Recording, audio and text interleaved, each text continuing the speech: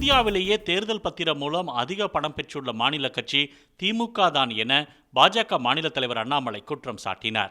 கோவையில் செய்தியாளர்களிடம் பேசிய அவர், வரும் நாடாளுமன்ற தேர்தலில் கோவை, திருப்பூர், ஈரோடு, நீலகிரி, பொள்ளாச்சி உள்ளிட்ட கொங்கு மண்டலத்தின் அனைத்து தொகுதிகளையும் பாஜக முழுமையாக கைப்பற்றும் என்றார். நீங்க பாருங்க, மிகப்பெரிய அளவில் அந்த யாத்திரையிலே பார்க்க மிகப்பெரிய அளவில் களம் மாறி இருக்கிறது. 2024 பாராளுமன்ற தேர்தல் அதற்கு ஒரு என்ன சொல்றதுன்னு ஒரு ப்ரூஃபா இருக்கும். தமிழ்நாட்டில் இருக்கக்கூடிய திமுக தன்னுடைய 90% பணம் வந்ததே எலக்ட்ரல் பாண்ட் மூலமா. இந்தியாவில் ஒரு ரீஜனல் கட்சியில மிக அதிகமாக பணம் வந்திருப்பது திராவிட முன்னேற்ற கழகத்துக்கு எலக்ட்ரல் பாண்ட் மூலமா. எங்களதெல்லாம் டிரான்ஸ்பரண்ட் ஆடிட்டிங். 2021 நம்முடைய உள்ளாட்சி தேர்தல் பிரதிநிதிகள் 5800 பேருக்கு செக்கில் பணம் கொடுத்தோம். தமிழ்நாட்டில் எந்த கட்சியா சொல்ல முடியுமா? தொடர்ந்து பேசிய அண்ணாமலை, 2G குறித்து தான் வெளியிட்ட ஆடியோவை ஆர் ராசா மறுத்தால் அரசியலை விட்டே விலகுவதாகவும் தெரிவித்தார். ராஜா அவர்கள் நான் வெளியிடக்கூடிய 2G டேப்ல ஒரு பேசுறேன்னு சொல்லிட்டு அரசியல் விட்டு இந்த நிமிஷம் நான் போயிடுறேன். இந்த மாதிரி கேலி கூத்து பண்ணக்கூடிய ஒரு கட்சி இன்னைக்கு வெக்கமே இல்லாம மைக்கில் ஏறி ராஜா அண்ணன் பேசுறாரு. மோடி அவர்களை பத்தி ஜெயிலுக்கு அனுப்புவோம். இதெல்லாம் மக்கள் பார்த்து சிரித்துக் கொண்டிருக்கின்றார்கள். இதை போன்ற அரசியல்வாதிகள் தமிழ்நாட்டில் வாழ்றாங்க. அவர்கள் பேசுவதற்கு எந்தவித தார்மீகமான தகுதி இல்லைன்னு நான் பார்க்கிறேன். என் கணவரை மீட்டு கொடுங்க. என் கணவரோட முகத்தை நாச்சு பார்க்கணும் ஐயா. சிங்கப்பூரில் உயிரிழந்த தனது கணவரின் உடலை சொந்த ஊருக்கு கொண்டு வர நடவடிக்கை எடுக்க கோரி தஞ்சாவூர் மாவட்ட ஆட்சியர் அலுவலகத்தில் தனது 6 வயது மகளுடன் மனு அளிக்க வந்த பேரரசி என்ற பெண் வழக்கறிஞர் தனது கணவரின் முகத்தை கடைசியாக ஒருமுறை பார்க்க வேண்டும் என்று கண்ணீர் விட்டு கதறி அழுதார். என்ன ரீசனுக்காக இறந்தாரு என் கணவர், காரணம் தெரியலைங்கய்யா. சரி, எங்கள் பாடியை என்னாச்சும் அனுப்பி வைங்கன்னா கம்பெனி எந்த நடவடிக்கையும் எடுக்கலையா. கேட்டால் பாடியை தரமாட்டுறானுங்க. லாஸ்ட்டாக என் கணவரோட பாடியை நாச்சும் பார்க்கணும், அவர் முகத்தை நாச்சும் பார்க்கணும். இல்லைன்னா நாங்கள் உயிரோடு இருக்க மாட்டோம். நானும் என் பிள்ளையும் தற்கொலை பண்ணிக்குவோம் ஐயா. நானும் என் பிள்ளையும் தற்கொலை பண்ணிக்குவோம். என் கணவரை மீட்டு கொடுங்க ஐயா. ஐயா ஐயா என் கணவரை மீட்டு கொடுங்க.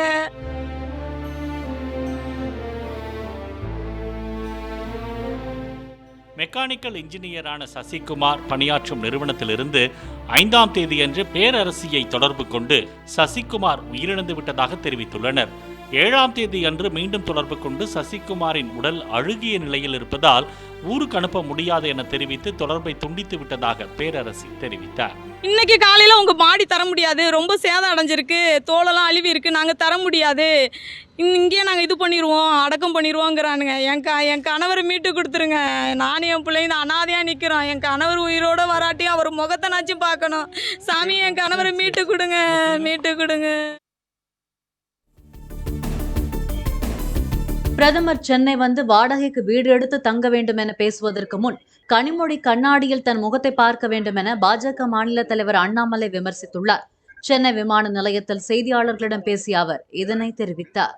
அந்த அம்மா உழைச்சதா சம்பாதிச்சிருக்காங்களா? கனிமொழி அந்த அம்மா சொந்தமாக ஏதாச்சும் காடு மேட்டில் போய் வேலை செஞ்சு விவசாயம் பார்த்து சம்பாதிச்சாங்களா? கேட்டால் டாக்டர் ஆஃப் கலைஞர் கருணாநிதி, அவ்வளோதான். அதை வச்சு ஓசியில் வாழ்ந்துட்டு இருக்காங்க. ஆனால் ஓசியில் வாழ்ற கனிமொழி அவர்களுக்கு பிரதமரை பற்றி பேசுவதற்கு எந்த அருகதையும் இல்லை என்று நான் பார்க்கிறேன். கருணாநிதிங்கிற வார்த்தையை தூக்கிட்டா கனிமொழி யார்? அவங்க யார்? அதனால அவங்க அடுத்தவங்களை பார்த்து பிரதமர் சென்னையில் வாடகை வீடு எடுத்து தங்கணும், பிரதமர் சென்னைக்கு இப்படி இருக்குன்னு சொல்றதுக்கு முன்னாடி அவங்க கண்ணாடியில போய் கனிமொழி அவர்கள் ஒரு முகத்தை பார்க்கணும். திருநெல்வேலி தியாகராஜ நகர் ரயில்வே மேம்பாலம் கட்டி முடிக்கப்பட்டு 3 மாதங்களுக்கு மேலாகியும் திறக்கப்படாததால் பெரும் அவதிக்குள்ளாவதாக பொதுமக்கள் கூறுகின்றனர். நாளொன்றுக்கு 14 முறை ரயில்வே கேட் அடைக்கப்படுவதால் அவ்வழியாக கடும் போக்குவரத்து நெரிசல் ஏற்படுவதாகவும் அவர்கள் தெரிவித்தனர். ஈரோடு மாவட்டம் அந்தியூரில் இருந்து பர்கூர் மலைப்பகுதியான கொங்காடைக்கு புதிய வழித்தடத்தில் பேருந்து சேவை தொடங்கப்பட்டுள்ளது. அந்தியூர் எம்எல்ஏ வெங்கடாச்சலம் கொடியசைத்து தொடங்கிய பேருந்தை பெண்கள் ஆரத்தி எடுத்து வரவேற்றனர். புதுச்சேரி ஆரோவில் அருகே உள்ள ஆலங்குப்பம் அங்காள பரமேஸ்வரி கோயிலில் மயான கொள்ளை விழாவை முன்னிட்டு தேர்ந்தெடுக்கப்பட்ட பக்தர்களுக்கு தயிர், எலுமிச்சை, மஞ்சள், பால், இளநீர், மிளகாய்த்தூள் கரைசல் என 6 வகை அபிஷேகம் நடைபெற்றது.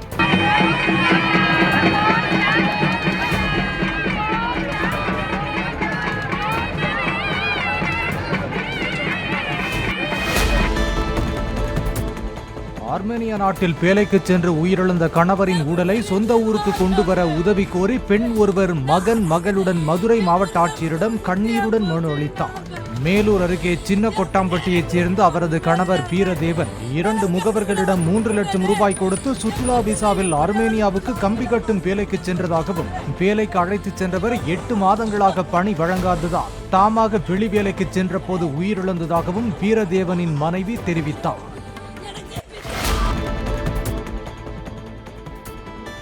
சென்னை புளியந்தோப்பில் வீடு அருகே கஞ்சா போதையில் ரகளையில் ஈடுபட்ட ரவுடிகளை தட்டி கேட்ட சக்திவேல் என்பவரை 4 பேர் சுற்றி வளைத்து சரமாரியாக வெட்டிவிட்டு தப்பிச் சென்றனர். மருத்துவமனையில் சேர்க்கப்பட்ட அவர் சிகிச்சை பலன் இன்றி உயிரிழந்தார். தன் தாலி அருந்தது போல வேறு யாருடைய தாலியும் அறுபடக்கூடாது என்றும் கஞ்சாவை தடை செய்யுமாறும் சக்திவேலின் மனைவி ஷோபா கண்ணீருடன் முறையிட்டுள்ளார். யாருக்கு ஏறுபடக்கூடாது சார், இது என்ன அதான் சொல்லிட்டேனே, இந்த தாலி என்னோட அருந்து போட்டேன் சார், வேற யாரும் போகக்கூடாது, கெஞ்சாடி கூடாது.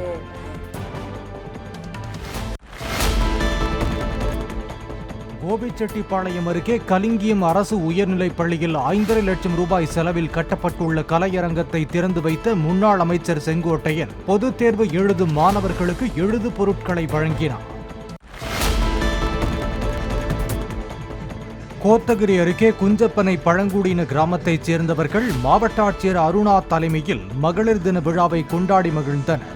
பழங்குடியின பள்ளி மாணவிகளுடன் இணைந்து மாவட்ட ஆட்சியர் கேக் வெட்டியதைத் தொடர்ந்து கலை நிகழ்ச்சிகள் நடைபெற்றன. பழங்குடியின மகளிர் மற்றும் மாணவிகளுடன் மாவட்ட ஆட்சியர் நடனமாடினார்.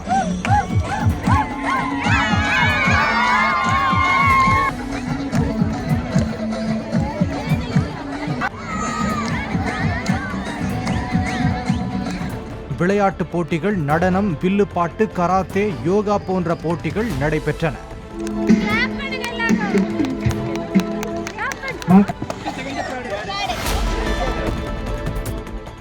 கிரிப்டோ கரன்சியில் முதலீடு செய்தால் அதிக வட்டி கிடைக்கும் என்று ஆசை காட்டி 91 பேரிடம் சுமார் 11 கோடி ரூபாய் வசூலித்ததாக ஸ்ரீபெரும்புதூர் போக்குவரத்து காவலர் மனோகரன், அவரது மனைவி மற்றும் தந்தையை குற்றப்பிரிவு போலீசார் கைது செய்தனர். காவலரின் சொந்த ஊரான திருவண்ணாமலை மாவட்டம் வெம்பாக்கத்தை அடுத்த திருவடி ராயபுரத்தைச் சேர்ந்த விஸ்வநாதன் என்பவர் அளித்த புகாரின் பேரில் இந்நடவடிக்கை எடுக்கப்பட்டது. நீலகிரி உதகை அருகே 2022ஆம் ஆண்டு அஜித்குமார் என்ற இளைஞர் 9 வயது சிறுமியை பலாத்காரம் செய்த வழக்கில் போக்சோ சட்டத்தில் கைது செய்யப்பட்ட நிலையில் கடந்த ஆண்டு மனநலம் சரியில்லை என்று ஜாமீனில் வெளியே வந்து மீண்டும் அதே பகுதியைச் சேர்ந்த 7 வயது சிறுமியை பலாத்காரம் செய்ததால் சிறையில் அடைக்கப்பட்டார். முதல் வழக்கை விசாரித்த மகளிர் நீதிமன்றம் இளைஞருக்கு 32 ஆண்டுகள் சிறை தண்டனையும் பாதிக்கப்பட்ட சிறுமிக்கு அரசு சார்பாக 5 லட்சம் நிதி உதவியும் வழங்க உத்தரவிட்டுள்ளது.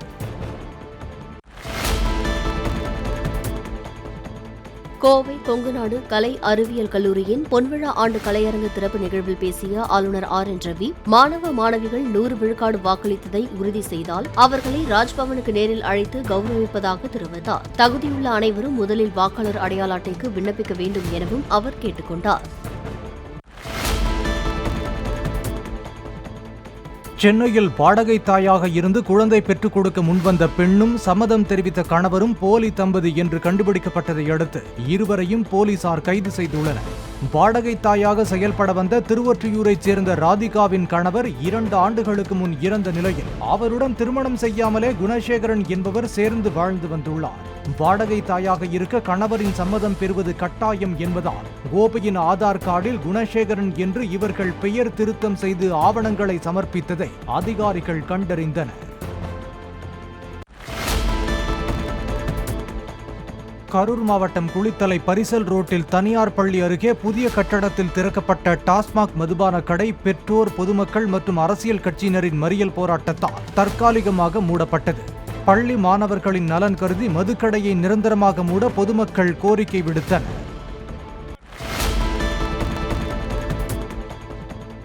திருச்செங்கோட்டிலிருந்து கொக்கராயன்பேட்டை வழியாக கோவைக்கு புதிய பேருந்து சேவையை சட்டமன்ற உறுப்பினர் ஈஸ்வரன் துவக்கி வைத்தார். தங்களின் நீண்ட நாள் கோரிக்கை நிறைவேற்றப்பட்டதை கொக்கராயன்பேட்டையைச் சேர்ந்த மக்கள் பட்டாசு வெடித்தும் இனிப்புகள் வழங்கியும் கொண்டாடினர்.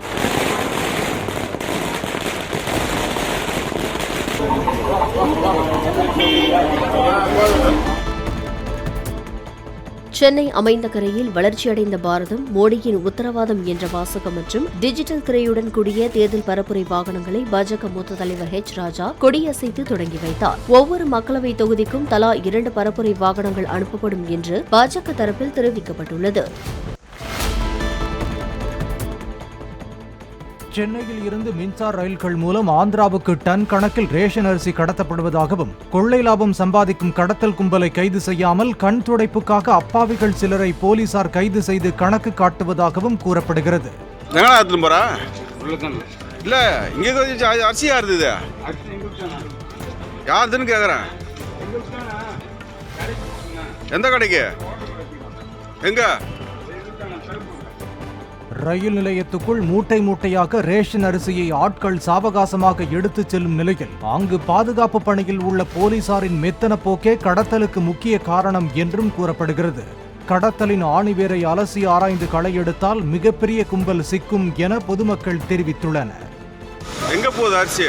பெரம்பூர் தான் சார், ஹோட்டல் கடைக்கு போகுது சார். எந்த யாரு கொஞ்சம் வச்சுக்கிற ஹோட்டல் கடை? நான் அக்கா வச்சுக்கிறேன். எங்க? பெரம்பூர். எங்க ரேஷன் அரிசி அது? யார் வாங்கி கொடுக்குறா?